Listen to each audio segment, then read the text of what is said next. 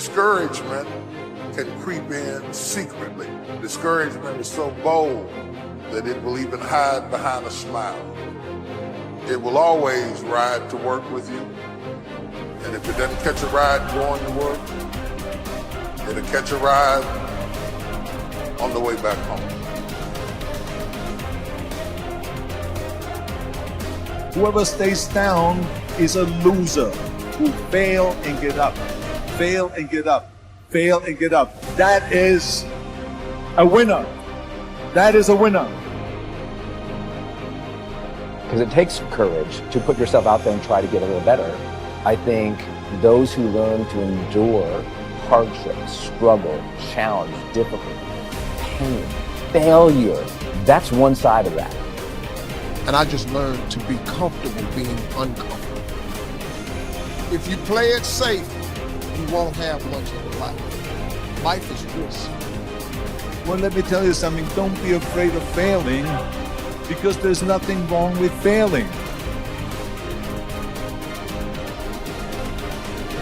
What is not okay is that when you fail, you stay down. I love that I feel bad when I don't do a good job. Guilt is a tool. Guilt is a weapon. Most people hate that about themselves. I love that feeling. I'm like, I didn't do a good job there. Next time I will. So some people, guilt is discouragement. Other people, it's a signal for learning. If you listen at discouragement, it will cause you to make bad decisions. It will cause you to think that life is not worth living. You will wonder if you're ever going to get out of what you're into. It take courage to pursue your dream. Now, it's going to cost you something. Most people are not willing to pay what it costs to go after your dream, because you're going to have to hurt a little bit. And most people don't like being uncomfortable. If you don't want to be uncomfortable, please do not pursue success. Because success is a very uncomfortable feeling.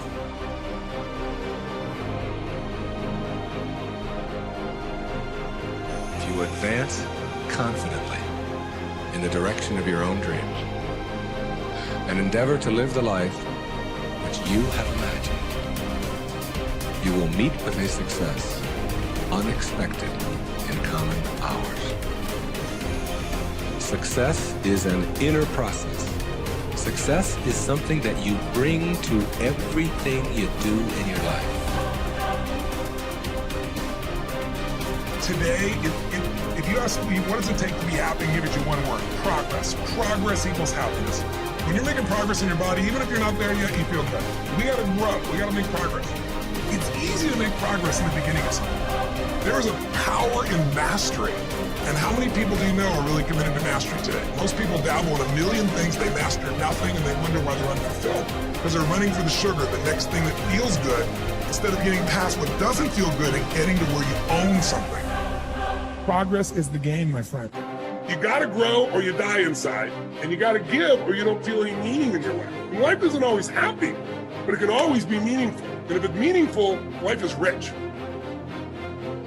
You are a survivor, so I want you to get off this. I want you to cut it off. I want you to go in the mirror. I want you to make the rest of your life the best of your life. I can, I will, I must.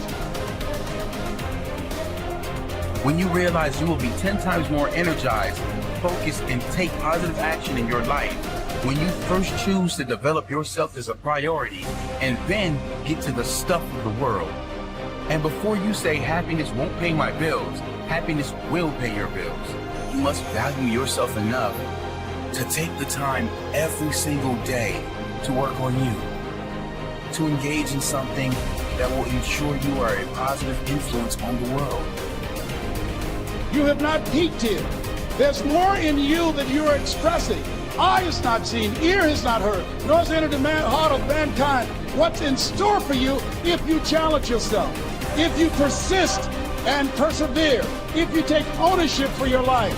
George Bernard Shaw said the people that make it in this life, they look around for the circumstances that they want, and if they can't find them, they create them. Create what you want. The reason you're here is because there's something in you that says, I can do more.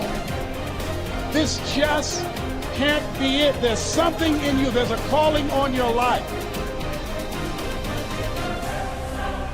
I want you to know that no matter where you are in life, no matter how low you have sunk, no matter how bleak your situation, this is not the end. This is not the end of your story. This is not the final chapter of your life.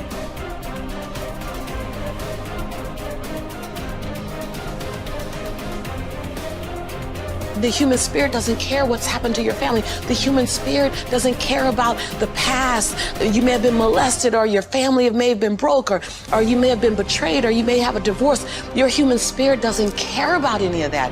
Your human spirit simply says, what's our command for tomorrow? What do you want to create? It's not keeping score. Your brain is keeping score, because your brain is designed to keep you safe. Your soul, your intuition, your human spirit is designed to make you soar. And when you get to the edge of that stage, your brain will always tell you to step back. It's always going to tell you to step back, because you can fall. Always. It's going to tell you to step back. Because before you fell, the last time you did this, you saw someone else fail. You could hurt. You could be off work. It's going to tell you. It's designed to keep you safe.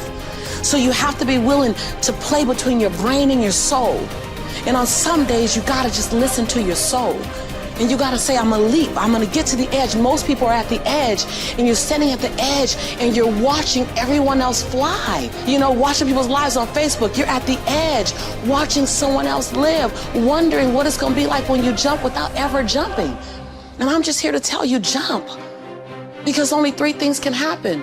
You're either going to jump and fly, or you're going to jump and fall on something soft, or you're going to fall down hard. Either way, you're going to get back up. You already know you got what it takes to get back up.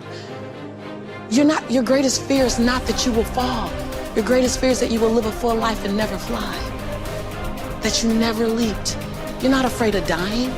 You're afraid of dying before the world sees who you really are, before they really get your fingerprint, before they really feel your breath, before they really get your contribution, before they really feel you. That's what you don't want to happen. You don't want to leave this place without us knowing you were here. All I'm doing is giving my dream a chance. And I'm not extraordinary. You don't get off the hook. You don't get to be let off the hook. I'm an ordinary woman who chooses every day to make one more extraordinary decision.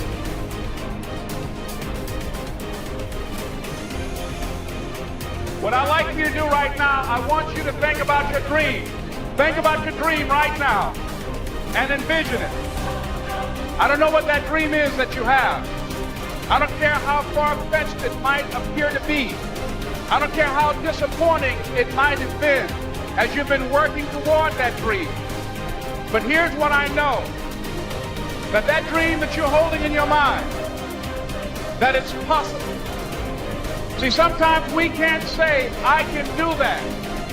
But what we can say, that it's possible that I can have my dream as we run toward it, as we work on it day in and day out. And most people don't work on their dreams. Why?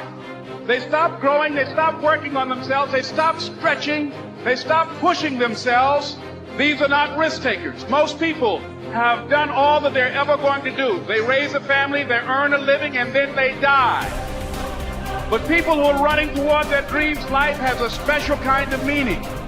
That in the process of working on your dreams, you are going to incur a lot of disappointment, a lot of failure, a lot of pain, a lot of setbacks, a lot of defeats.